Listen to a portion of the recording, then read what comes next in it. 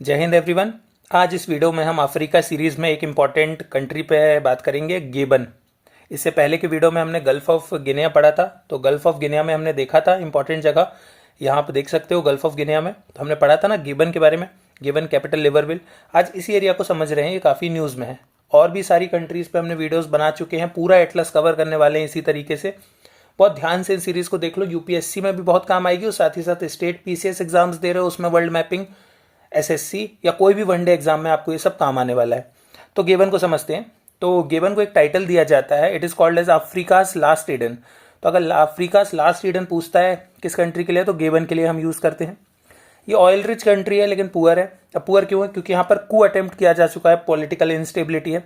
कू क्या होता है कि जब कोई आर्मी होती है ना और वो पॉलिटिकल गवर्नमेंट को ओवरथ्रो करके आर्मी का रूल लगा देती है, वो कू होता है एक तरह का, जैसा म्यांमार में हुआ था 2021 में। तो यहाँ कू का इशू चल रहा है और यूपीएससी ने 2022-23 में अफ्रीका के पॉलिटिकल इश्यूज़ को ज्योग्राफी के साथ मिक्स करके पूछा था।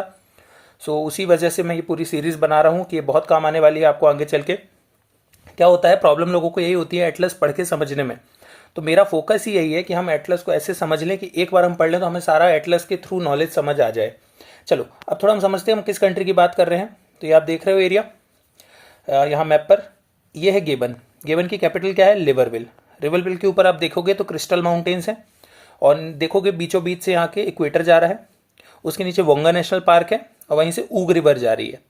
ऊग रिवर के नीचे उनाग आपको लेक देखने मिलेगा और लुआंगो नेशनल पार्क है उसके जस्ट नीचे। ये जो कंट्री है ये अटलांटिक ओशियन से बॉर्डर शेयर करती है, तो ये कोई लैंडलॉक कंट्री नहीं है। और लुआंगो नेशनल पार्क की मैं बात करूँ तो वाइल्ड लाइफ देखने के लिए वर्ल्ड में कुछ जो बेस्ट स्पॉट्स होते हैं उनमें से ये एक है। थोड़ा सा हम राइट की तरफ जाते हैं तो छैलू माशिफ देखने मिलता है और उसके ऊपर माउंट इबाउंजी भी है। माउंट इबांजी को ऐसा माना जाता है कि ये हाईएस्ट पीक है यहाँ की और इसके ऊपर ही हमें लो प्रिजर्व वाला एरिया देखने मिलता है। जोग्राफिकली ये कुछ इंपॉर्टेंट लोकेशंस हैं इससे रिलेटेड। गेबन की मैं बात करूँ तो ये ओपेक कंट्रीज़ का मेंबर है। ओपेक के टोटल कितने मेंबर हैं ये आपको कमेंट करके बताना है। तो ये हो गया हमारे यहाँ का मेजर जोग्राफिकल पार्ट। मैग्नीज और ऑयल प्रोडक्शन के लिए फेमस है। लास्ट क्वेश्चन एक आ चुका है यूपीएससी 23 में कि डेमोक्रेटिक रिपब्लिक ऑफ कॉन्गो में कौन सा मिनरल मिलता है। सिमिलर लाइंस पे मैग्नीज हमें कहाँ मिलता है? गेबन पे। आगे ऐसा क्वेश्चन भी आ सकता है, तो इस फैक्ट को ध्यान रखें। यहाँ का जो क्लाइमेट है वो ट्रॉपिकल मानसून क्लाइमेट है और 88% ऑलमोस्ट एरिया यहाँ का रेन फॉरेस्ट है। और 80% जो अफ्रीकन गोरिल्ला हैं उनकी सारी पॉपुलेशन गेबन में ही रहती है। गेबन को गोरिल्ला, जी से जी याद रखना, मतलब कह सकते हैं कि ऑलमोस्ट कंप्लीटली 4/5 पार्ट अफ्रीका के गोरिल्ला सिर्फ गेबन में पाए जाते हैं। तो गेबन गोरिल्लास के लिए बहुत फेमस है। ठीक है, जो हमारी कू हुई थी, प्रेसिडेंट यहाँ के अली बोंगो ओडिम्बा थे, उनको हाउस अरेस्ट में कर दिया गया है अगस्त सितंबर 2023 में और आर्मी ने टेक ओवर कर लिया है कंट्रोल। ठीक, तो इस चीज़ को ध्यान रखना। इसके अलावा बॉर्डर किससे शेयर करता है? तो 3 कंट्री से बॉर्डर शेयर होता है यहाँ। बॉर्डर कैमरून से ऊपर, इक्वेटोरियल गिनिया से और कॉन्गो और Congo Democratic Republic of Congo almost same ही है।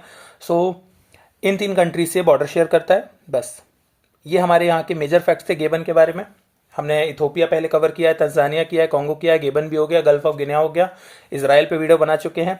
आगे जाके और भी जो कंट्रीज न्यूज़ में हैं और जिनकी बहुत इंपॉर्टेंस है जोग्राफिकली, वो सब कुछ कवर करने वाले हैं। बस उसके लिए सपोर्ट ये चाहिए कि इस वीडियोस को पूरा देखो, अच्छे से देखो, समझो, नोट्स बनाओ। आगे चल के एग्जाम टाइम के टाइम मैं सारी इनकी कंबाइंड एक पीडीएफ वगैरह भी सब शेयर कर दूंगा जैसी जैसी नीड आएगी। बस आपका सपोर्ट ये होना चाहिए कि प्रॉपरली इन वीडियोस को देखो और एक्टिव इन्वॉल्वमेंट दिखाओ और ज़्यादा से ज़्यादा लोगों से शेयर करो। बस आज की वीडियो के लिए इतना ही, मिलते हैं नेक्स्ट वीडियो में। जय हिंद, जय भारत।